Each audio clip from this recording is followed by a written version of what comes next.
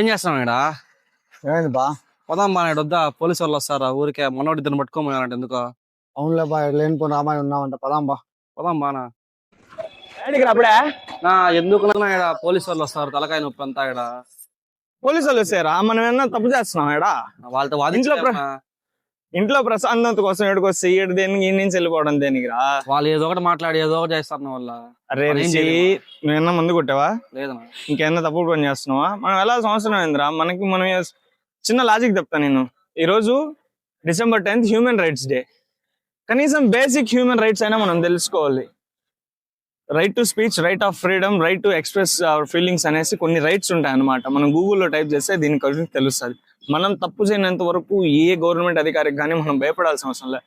At the same time పోలీసుకి కూడా మనల్ని కొట్టే రైట్ లేదు. ఈ రూల్స్ అన్ని మాట్లాడే లోపల మనల్ని చితక బాధగతారు అనే ఆలోచన ఉంటే అట్లా కొట్టినా కానీ ఒక రైట్ ఉంది.